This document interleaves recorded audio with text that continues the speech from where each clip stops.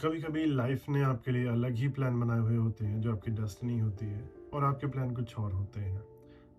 मेरा भी प्लान बिल्कुल सिंपल था कि बाहर जाएंगे, अच्छी लाइफ जिएंगे, अच्छी लाइफ को फैमिली देंगे, घर वालों को सपोर्ट करेंगे और खुशी खुशी रहेंगे एक अच्छी लाइफ में। और साथ ही साथ अगर किसी ने मुझे कुछ साल पहले पूछा होता है क्या तुम कभी इंडिया से इंग्लैंड में मूव होने के बाद वापस आओगे, तो मेरा जवाब होता बिल्कुल नहीं। बट एज अ शॉकर हमें 3 साल इंग्लैंड में रहने के बाद all of a sudden flight पकड़ के इंडिया वापस आना पड़ा। और ये जो डिसीजन था, ये किसी खुशी की वजह से नहीं था या कोई हैप्पी डिसीजन नहीं था। हम फोर्स हो गए थे कुछ ऐसे सर्कमस्टांसेस की वजह से जिनकी वजह से हमें ये डिसीजन लेना पड़ा। और जब हमने डिसीजन लिया तो बहुत सारी रिटेलिएशन थी, बहुत सारे सवाल थे हमारे मन में भी, हमारी फैमिलीज़ के मन में भी। क्योंकि नॉर्मली यही होता है जब कोई बंदा इंडिया से बाहर मूव करता है तो there are very rare chances कि कोई भी वापस आता है, अनलेस कोई ऐसी सिचुएशन क्रिएट हो जाए। तो आज की इस वीडियो में मैं वही बात करूंगा आपसे, अपनी पूरी स्टोरी शेयर करूंगा कि क्या हुआ था ऐसा, कब हम इंग्लैंड में मूव हुए थे, इन बिटवीन क्या हुआ, कैसी पढ़ाई थी, क्या था वो सब कुछ। अगर आप इंटरेस्टेड हो तो वीडियो में एंड तक बने रहना। और वीडियो के एंड में अगर आपको लगता है कि आपको इस जर्नी से कुछ सीखने को मिला है, कुछ डिसीजन मेकिंग में आपको हेल्प हो पाई, तो कमेंट में बताइएगा। और हाँ, अभी चैनल को सब्सक्राइब मत करना बिल्कुल भी। अगर एंड तक जाते जाते आपको लगे कि ये वीडियो आपका वर्थवाइल थी, वॉचिंग वीडियो, आपको कुछ सीखने को मिला, कुछ ऐसी इन्फॉर्मेशन मिली है जो आपको फ्यूचर डिसीजन मेकिंग में हेल्प कर सकती है, तभी चैनल को सब्सक्राइब करना, अदरवाइज मत करना। तो इन सब चीज़ों की शुरुआत होती है कोविड से पहले। जब मैं बोल रहा हूँ कोविड से पहले, तो कोविड से 1 साल पहले, जब हमने डिसाइड करा म्यूचुअली, मैंने और वाइफ ने, कि अब हमें मूव करना चाहिए इंडिया के बाहर, क्योंकि इंडिया में अभी हमें फ्यूचर नहीं दिख रहा था गिवन ऑल द सिचुएशंस जो भी होता था, महंगाई, जॉब्स की अनसर्टनिटी, लड़ाइयाँ झगड़े, सिक्योरिटीज़, वो सब कुछ, उन सब चीज़ों को लेके हमने डिसाइड करा। ओरिजिनल प्लान हमारा कभी भी इंग्लैंड मूव करने का नहीं था। प्लान था हमारा कि हम कनाडा जाएंगे, पीआर रूट के थ्रू पीआर अप्लाई करेंगे और वहाँ पे सेटल हो जाएंगे। जैसे हमने सारे डॉक्यूमेंटेशन वगैरह कंप्लीट करी, सब कुछ करा, फंड्स अरेंज करे और फाइल अपनी लॉक करी पोर्टल पे जाके, आई जो भी कनाडा की पीआर की वेबसाइट है उस पर, ऑफिशियल वाली, उस पर हमने करा। तो उसके कुछ दिन बाद कोविड का लॉकडाउन लग गया एकदम से। क्योंकि पहले थोड़ा बहुत केसेस चल रहे थे, बट उसके बाद जो केसेस बढ़ गए एकदम से, तो सारी गवर्नमेंट्स ने अक्रॉस द यूनिवर्स लॉकडाउन लगाने शुरू कर दिया। तो गिवन इंडिया ने भी लगा दिया और हमारा वर्क फ्रॉम होम स्टार्ट हो गया। उस टाइम पे मैं यहीं पे जॉब कर रहा था। और फिर उसके बाद हफ्ता, 10 दिन, महीना, 2 महीने वेट करते रहे, ऑनलाइन पीआर का स्टेटस चेक करते रहे। और इन बिटवीन अगर आपको पता होगा तो पीआर के लिए ड्रॉज निकलते हैं बाई वीकली, और समटाइम्स महीने का एक या समटाइम्स हफ्ते में एक निकलता है। तो उन ड्रॉज में भी अब डिले होना शुरू हो गया था। समटाइम्स जो ड्रॉ होता था पोस्टपोन हो जाता था, समटाइम्स कुछ टेक्निकलिटी की वजह से उसको वो आगे फॉरवर्ड कर देते थे, तो वो होना शुरू हो गया। ऐसे करते करते करते 6 महीने, 8 महीने और साल हो गया पूरा। 1 साल के बाद हमने डिसाइड करा कि ऐसी चीज़ें वर्कआउट नहीं करेंगी, we need to think of an alternative plan. फिर हमने सोचा कि पीआर का तो अभी होल्ड पे चल रहा है, डिले चल रहा है, so why can't we try कि हम अगर स्टडी वीज़ा वाला रूट कनाडा के लिए अप्लाई करें। तो हमने जैसे तैसे ढूंढा, ऑनलाइन रिसर्च करी, हमने कुछ लोगों से बातचीत करी जो ऑलरेडी गए हुए थे। तो वी गॉट टू नो कि ठीक है, स्टडी वीज़ा तो आपको मिल जाएगा, कोई इशू नहीं है, पर आपका जो स्पाउस होगा, हमारे केस में मैंने स्टडी करनी थी, वाइफ ने एज अ डिपेंडेंट वीज़ा पे जाना था कि वो फुल टाइम काम करेंगी, जो हमने म्यूचुअली एग्री करा था। उसके बाद जैसे हमने देखा कि स्पाउस जो है आपका कम से कम 6 महीने से पहले तो आ ही नहीं सकता है। 6 महीने मुझे वहाँ पे रहना पड़ेगा और 6 महीने वाइफ को यहाँ पे इंडिया में रहना पड़ेगा, और उस टाइम पे कोविड भी चल रहा था। तो वो ऑप्शन तो एकदम हमारा एकदम कट हो गया। महीना, 1.5 महीना और लिया, डिस्कशंस करे घर वालों से भी, जो फ्रेंड्स फैमिलीज गए हुए हैं बाहर, उन लोगों से भी। तो किसी ने सजेस्ट करा कि अगर आपको बाहर मूव ही करना है तो इंग्लैंड में क्यों नहीं चले जाते हो आप, क्योंकि इंग्लैंड भी एक ऐसी कंट्री है जहाँ पे आपको करेंसी पॉइंट ऑफ व्यू से और वैसे भी ठीक ठाक कंट्री है। तो हमने सोचा कि हाँ ठीक है, वहाँ पे जा सकते हैं। और हमारे कुछ रिलेटिव्स वहाँ पे ऑलरेडी मूव हुए थे रिसेंटली स्पेन से, तो उन्होंने भी रिकमेंड करा कि हाँ आप आ सकते हो। तो फिर वहाँ का मैंने सर्च करना शुरू करा। सर्च करते करते करते करते 2-3 महीने में मैंने कुछ यूनिवर्सिटीज़ में अप्लाई करा, वहाँ से ऑफर लेटर आ गया इंटरव्यूज़ वगैरह होने के बाद। देन फाइनली मैंने एक यूनिवर्सिटी डिसाइड करी, कॉवेंट्री यूनिवर्सिटी है, उसका मैंने डिसाइड करा और वहाँ पे मैंने फाइनली उसके ऑफर लेटर के साथ वीज़ा अप्लाई कर दिया। और उसी दौरान जैसे मेरा वीज़ा एप्लीकेशन में लगा तो मेरा विद इन 15 डेज़ के आसपास टाइम लगा था, उसे वीज़ा मेरा आ गया था। और दूसरी चीज़ ये भी हुई उस टाइम पे, क्योंकि वाइफ़ के कुछ डॉक्यूमेंटेशन में इशू आ रहा था डॉक्यूमेंट पूरे करने के चक्कर में, तो उस दौरान वाइफ़ का वीज़ा अप्लाई नहीं हो पाया। मेरा वीज़ा आ गया था अप्रॉक्सीमेटली 11 जून के आसपास मेरे पास आ चुका था। और मेरी क्लासेस ऑलरेडी ऑनलाइन स्टार्ट हो चुकी थी कि बिकॉज ऑफ कोविड तो ऑनलाइन क्लासेस शुरू हुई थी। मेरा मई इनटेक था तो मई में शुरू हो चुकी थी, तो ऑलरेडी ऑलमोस्ट 1 महीना हो चुका था। तो हमारे पास डेडलाइन थी कि हमें जितनी जल्दी हो सकता है यूनिवर्सिटी ज्वाइन करना, अदरवाइज़ आपकी जो ऑफ़र है वो रिजेक्ट हो सकता है। हमने जल्दी जल्दी में 11 तारीख को मेरा वीज़ा आया था, 11 जून 2022 को वीज़ा आया मेरा। हमने फ़्लाइट बुक कर ली थी अपनी 15 तारीख को, मैंने अपनी खुद की, क्योंकि वाइफ का भी वीज़ा आना बाकी था। तो 15 तारीख को मैंने जैसे फ़्लाइट ली तो वहाँ पे मैं पहुँच गया। वहाँ पे पहुँचा तो एक ऑलरेडी हमारा नोन था पर्सन, उसने मेरे को रिसीव करा, वहाँ पे जाके मैं रहा। देन उसने यूनिवर्सिटी वगैरह दिखाई मेरे को, साथ में लेके गया कि ट्रांसपोर्टेशन का कैसे सिस्टम है, in case you have to walk to the town centre कैसे जा सकते हो, कहाँ पे आना है, क्योंकि उसके बाद नेक्स्ट मंडे मेरी क्लासेस थी। इन बिटवीन जैसे मैं वहाँ पे गया 1 डेढ़ हफ्ते के बाद वाइफ़ का वीज़ा आ गया और उनकी हमने फिर फ़्लाइट बुक करी थी नेक्स्ट मंथ एग्ज़ैक्टली 16 जून की। तो 16 जून को उनकी फ़्लाइट थी, फ़्लाइट लेके वो वहाँ पे पहुँची और पहुँचने के बाद मेरे लिए बहुत रिलीफ़ था वो, क्योंकि हम दोनों को एक-दूसरे की बहुत सपोर्ट होती है। जो कपल्स वीडियो देख रहे हैं उनको वो रिलेट कर पाएँगे इस चीज़ से, अपना कम्फ़र्ट होता है, बहुत सारी चीज़ें होती हैं। और वाइफ़ के पहुँचने से पहले-पहले I need to make sure कि इन बिटवीन में वहाँ पे यूनिवर्सिटी भी जाना था, लेक्चर लगाना था, एट द सेम टाइम मुझे रेंट के लिए घर भी ढूँढना था। तो वो ढूँढा मैंने, उसके आने से पहले सब अरेंज कर दिया था। वो आगे की वीडियो में बताऊँगा वहाँ पे क्या कॉम्प्लिकेशंस होती हैं, क्या रिक्वायरमेंट्स होती हैं जब आप घर रेंट करने जाते हो। चाहे वो आप हाउस ले रहे हो, चाहे अपार्टमेंट ले रहे हो, चाहे किसी घर में रूम ले रहे हो। सबकी अलग-अलग कंडीशंस होती हैं, वो आने वाली वीडियो में बताऊँगा मैं। नाउ जैसे वहाँ पे वाइफ़ पहुँची, सो फाइनली उस जैसे पहुँची वहाँ पे, मेरी तो यूनिवर्सिटी जाना था, तो घर का सामान-वामान थोड़ा बहुत लेके आए, वो सब कुछ बर्तन, टिंडे सब लेके आए हम लोग। देन उसके बाद फिर हसल स्टार्ट हो गई, क्योंकि जैसे हमने म्यूचुअली एग्री करा था कि वाइफ काम करेंगी और मैं स्टडी करूँगा, क्योंकि मेरे पास तो अभी ये था कि मुझे 20 घंटे ही हफ्ते में काम करने का टाइम मिलता था। तो उस दौरान जो मुझे मिलता था किसी वेयर हाउस में, किसी स्टोर में, वो सारा काम मैं पकड़ के करता रहता था 20 घंटे के लिए। वाइफ के लिए थोड़ा चैलेंजिंग था, क्योंकि एक तो टोटली नई कंट्री है, प्लस आपको कोई जानता नहीं है, आपको खुद ही जा जाके काम के बारे में पता करना स्टोर्स में, और एजेंसी के साथ कांटेक्ट करना है कि वेयर हाउस में कहीं पे कोई जॉब्स अवेलेबल हो तो आपको बता दें। वो एजेंसीज को करती थी, मोस्टली पता लगता था कि वेयर हाउस वर्क है। उसने जैसे एग्री करा था कि वो करेगी, तो उसने बहुत हसल करा। समटाइम्स हफ्ते में 3 दिन का काम मिलता था, समटाइम्स हफ्ते में 6 दिन का काम मिल जाता था, समटाइम्स एक ही जगह पे होता था। किसी दिन आज एक जगह पे शिफ्ट है, कल किसी और जगह पे शिफ्ट है, परसों किसी और जगह पे, ऐसे। तो उसने हफ्ते में 6 दिन काम करना शुरू कर दिया। तो स्ट्रगल उसका बहुत ज़्यादा था मेरे से, and I am proud of that कि उसने बहुत ज़्यादा स्ट्रगल करा है वहाँ पे सपोर्ट करने के लिए, अपनी कमिटमेंट फुलफिल करने के लिए। एंड वो सब होता गया। सो फाइनली एक दिन आया जब मेरी यूनिवर्सिटी की डिग्री पूरी हो गई नेक्स्ट ईयर। एंड डिग्री पूरी होने के बाद जो हुआ कि अब टाइम था वर्क परमिट अप्लाई करने का। इफ़ यू नो, अगर आपको वर्क परमिट अप्लाई करना है तो आपको दोनों का वर्क परमिट अप्लाई करोगे तो अमाउंट अलग लग जाती है। फॉर लेट्स से अगर एक बंदे का 1 लाख रुपए वर्क परमिट का एक्सपेंस है, तो आपका 2 लाख वो हो गया, प्लस दोनों का मेडिकल जो होगा वो अलग से। तो टोटल मिला के अच्छा खासा खर्चा हो जाता है वर्क परमिट के लिए, और वो 2 साल का परमिट आपको मिल जाता है, बिकॉज मास्टर्स की डिग्री करने के बाद आपको 2 साल का इंग्लैंड में वर्क परमिट मिलता था उस टाइम पे। अभी चेंजेस हो चुकी हैं।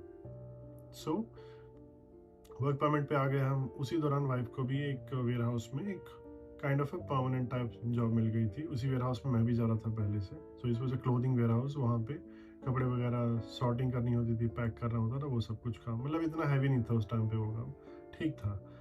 तो वो था। एंड इन बिटवीन मुझे जो कहीं मैं इंटरव्यूज़ अप्लाई करता था जॉब के लिए, वो चल रहे थे। कुछ महीनों की मेहनत के बाद, जब मैं बोल रहा हूँ कुछ महीने, तो मेरी डिग्री पूरी हुई थी अप्रैल में, और मेरे को जॉब मिली थी जाके अक्टूबर में। तो ये कुछ महीने इन बिटवीन आप कैलकुलेट कर लीजिए कितने हैं। और after applying 100 of jobs online, LinkedIn, Indeed, वो सब कंपनी वेबसाइट पे जाने के बाद एक मुझे जॉब फाइनली मिली सिमिलर जॉब थी, जैसे मैं इंडिया में यहाँ पे टीम मैनेजर था, तो वहाँ पे भी टीम मैनेजर की जॉब मिल गई थी मुझे। इट वाज़ अ कंपनी जिसका यहाँ पे इंडिया में बीपीओ सेटअप था, तो वहाँ पे जॉब मिल गई and I was the only one Indian in the department और मेरी टीम में सारे गोरे थे। वो लेटर ऑन बात करेंगे इस बारे में कि कौन थे, कैसे लोग थे, क्या बिहेवियर था, क्या वर्क कल्चर डिफरेंसेस है। That will be a long video, अभी अगर इसमें डाल दिया मैंने। अब ये सब होता गया, तो उसके बाद जब फाइनली मुझे जॉब मिल गई, मेरी जॉइनिंग थी 2 अक्टूबर को 2023 में। जॉइन करा मैंने, सब बहुत बढ़िया जा रहा था, ट्रेनिंग वगैरह हुई, सब कुछ हुआ। एंड एक दिन टाइम आता है, वो था 5 अक्टूबर 5 अक्टूबर 2023 का टाइम था, जब मुझे all of a sudden emergency में जाके एडमिट होना पड़ा बिकॉज ऑफ मेरी तबीयत बहुत ज़्यादा ख़राब हो गई थी। अब एडमिट होने के बाद सब कुछ हौच पौच हो गया। It was a shocker to me, कभी नॉर्मली कभी मैं बीमार भी नहीं होता था और वहाँ पे इमरजेंसी में जाना पड़ गया। एंड मैंने वाइफ को फ़ोन करा, वो अपने काम से भागी भागी है वहाँ पे। उसके बाद वहाँ पे उन्होंने ऑलमोस्ट 3-4 दिन तक टेस्ट रन करे, जस्ट टू आइडेंटिफाई कि क्या चीज़ हुई है, क्या एकदम से बॉडी एकदम डाउन चली गई है, ऑर्गन्स ने इम्पैक्ट कर लिया एकदम से, क्या क्या चीज़ें दिक्कत आ रही थी, वो सब कुछ होता रहा। जब 4-5 दिन बाद उन्होंने फाइनली रूल आउट करा कि एक्स वाई जी चीज़ हो गई है, आपकी जो बीपी बढ़ना शुरू हो गया है, लंग्स में पानी चला गया था, etcetera etcetera. Because of that उन्होंने मुझे ऑलमोस्ट वहाँ पे 1 मंथ हॉस्पिटल में रखा। इन बिटवीन और नई जॉब थी मेरी, तो ऑफिस वालों का कॉल भी आता था कि क्या चल रहा है, क्या नहीं चल रहा है। उनको अपडेट देनी पड़ती थी एवरी फ्राइडे कि कब तक डिस्चार्ज हो पाएगा। डिस्चार्ज होने के बाद मैं वहाँ पे फिर मैंने उनसे बात करी कि मुझे कुछ दिन के लिए वर्क फ्रॉम होम चाहिए। मैंने almost a month work from home करा वहाँ पे। उन्होंने सेटअप घर में भेज दिया सारा कुछ, क्योंकि अभी मैं रिकवर कर रहा था। तो वो सब होने के बाद उन्होंने जब मेरे को सब सेटअप भेज दिया, तो एक दिन मैं डिस्कस कर रहा था अपने डॉक्टर के साथ भी इंग्लैंड में। तो उन्होंने बताया कि इफ़ यू वांट आप एक सेकंड ओपिनियन भी ले सकते हो, इफ़ यू वांट इंडिया जा सकते हो आप, हम मेडिकल बनवा के दे देंगे आपको, उससे आपका ऑफिस में भी इशू नहीं आएगा। तो मेडिकल बनवा, मैंने ऑफिस में बात करी, इधर I need to travel to India, मुझे सेकंड ओपिनियन लेना है बिकॉज ऑफ मेजर ऑर्गन्स से उसमें इन्वॉल्व। तो उस वजह से मैं आया यहाँ पे। मैं गया, जैसे किसी ने रेकमेंड करा था, एम्स में गया। बट एम्स में यू नो कि बहुत ज़्यादा भीड़ होती है, डॉक्टर्स भी थोड़े चिड़चिड़े होते हैं। उनकी गलती नहीं है, लोग बहुत ज़्यादा आते हैं, तरह तरह के लोग आते हैं, अलग अलग जगह से आते हैं। तो फिर मैं गया फोर्टिस में मुझे एक डॉक्टर मिला, वेरी नाइस डॉक्टर। इतना मतलब बहुत ही यंग डॉक्टर था एंड उसको पता था कि ज़्यादा मुझे जो कुछ हुआ है वो उसका इम्पैक्ट कम है, वो साइकोलॉजिकली जो मेरे पे उन्होंने इम्पैक्ट डाल दिया था डॉक्टर्स ने इंग्लैंड में, वो बहुत ज़्यादा था। तो मैंने टेस्ट वगैरह रन करे, मेडिसिन देखी, medicine state of the art medicine से उसने जाए पर डॉक्टर, कुछ टेस्ट रन करवाए उसने। वो सब करवाने के बाद ही सेट के थोड़ा टाइम रहो आप यहाँ पे, देखो मे बी साइकोलॉजिकली कुछ इंप्रूवमेंट हो जाए और उसके साथ बॉडी भी रिकवर करना शुरू करती है, मेडिसिन तो है ही। तो हम वहाँ पे 1 महीना रुके। 1 महीने के इन बिटवीन मैंने यहाँ पे जॉब्स भी ढूंढनी शुरू कर दी कि इन केस हमें मूव करना पड़ गया यहाँ पे तो मैं क्या करूँगा। बट 1 महीना काफ़ी नहीं होता है, स्पेशली जब आप कोविड के बाद से टाइम अभी बहुत चेंज हो चुका है सब जगह। तो 1 महीना यहाँ पे इंडिया में रहने के बाद, फैमिली के साथ रहने के बाद, जॉब ढूंढने के बाद, तो वो सब कुछ फाइनली भी डिसाइडेड कि हमें भी वापस जाना पड़ेगा, क्योंकि मेरे ऑफिस वाले भी वहाँ से इंग्लैंड से फॉलो अप ले रहे थे कि कब वापस आना, वो सब कुछ। बिकॉज उन्होंने यहाँ होने के बावजूद भी मुझे सैलरी पे करी थी पूरी, जो मेरी बनती थी इंडिया की, इंग्लैंड के हिसाब से पाउंड्स में। तो वो सब होने के बाद हमने डिसाइड करा कि नहीं, अब वापस तो जाना पड़ेगा। हम वापस गए एंड वापस जाने के बाद हमने घर भी चेंज करा वहाँ पे, क्योंकि घर में बहुत महंगा पड़ रहा था और थोड़ा दूर भी पड़ रहा था मेरे ऑफिस से। पब्लिक ट्रांसपोर्टेशन में मुझे ऑलमोस्ट 1.5 से पौने 2 घंटे लगते थे एक तरफ जाने में ऑफिस में। तो वो सब था। तो वो थोड़ा हमने वहाँ पे देखा, घर वर देखा, इन बिटवीन हमने थोड़ा चेंज भी करा, वो सही नहीं बैठा, फिर एक चेंज करा, फिर वो भी सही नहीं बैठा। कुछ अलग अलग रीज़न थे, कहीं पे जिसके साथ रह रहे हैं वो लोग सही नहीं लगे हमें, कहीं किसके साथ रह रहे हैं सफाई के इश्यूज़ थे, वो सब चीज़ें थी, कहीं पे नोक झोंक होती थी। वहाँ पे फिर वापस जाने के बाद हमने ऑलमोस्ट 4-5 मंथ्स रहने के बाद हमने एक दिन डिसाइड करा हमने कि हमें वापस मूव करना पड़ेगा। क्यों करना पड़ेगा? क्योंकि हमारे इंडिया में आने के बाद इन बिटवीन इंग्लैंड में बहुत सारी वीज़ा की रेगुलेशंस चेंज हो गई थी। गवर्नमेंट ने बोल दिया कि जो कंपनीज़ भी सैलरी आपको 32,000 पाउंड या उससे ऊपर दे रही हैं, वही स्पॉन्सरशिप दे पाएंगे, और ये राइट कम्प्लीटली कंपनीज़ के ऊपर डिसाइड होगा कि उनको स्पॉन्सरशिप देनी है नहीं देनी है। पहले जब मैंने ज्वाइन करा था तो मेरी कंपनी ने बोला था कि हम स्पॉन्सरशिप देंगे, but now all of a sudden regulations जब चेंज हो गई हैं और कंपनी के ऊपर डाल दिया उन्होंने, और उसी टाइम पे मेरी कंपनी को एक दूसरी कंपनी भी ओवरटेक कर रही थी। सो ये सब चीज़ें, जैसे मैंने स्टार्टिंग में बोला था, आपके प्लान कुछ और होते हैं बट डेस्टिनी आपके लिए कुछ और ही लिख के बैठी होती है। रीजंस उसके कुछ भी हों, उस टाइम पे आपको समझ नहीं आते, बाद में समझ में आते हैं। तो अब वीज़ा स्पॉन्सरशिप मेरी चली गई थी। हमारे पास इतना पैसा नहीं था कि हम स्पॉन्सरशिप खरीद पाते किसी से। अगर खरीद पाते तो इंडिया में अपना बिजनेस कर लेते, ठीक है। तो वो हुआ, और प्लस अब मेरी मेडिकल कंडीशन भी ऐसी थी कि मैं ज़्यादा हौच पौच, ज़्यादा भागा दौड़ी, ज़्यादा स्ट्रेस नहीं ले सकता था। अब अगर आपको पता है बाहर कंट्रीज़ में लाइफ क्या होती है, तो इट्स फुल ऑफ स्ट्रेस। आप ना चाह के भी स्ट्रेस फ्री नहीं रह सकते हो, हमेशा रहेगा। कभी ये होगा कि मेरी बस ना छूट जाए, कभी ट्रेन ना छूट जाए, कभी जॉब ना चली जाए, कभी कहीं से पैसे ना कट जाए, कहीं कहीं से कोई चालान ना आ जाए। वो सब चीज़ें का स्ट्रेस होता है आपको, नोइंगली अननोइंगली। ये सब चीज़ें इतनी पाइल अप हो गई थी, देन वी डिसाइडेड कि we need to move back.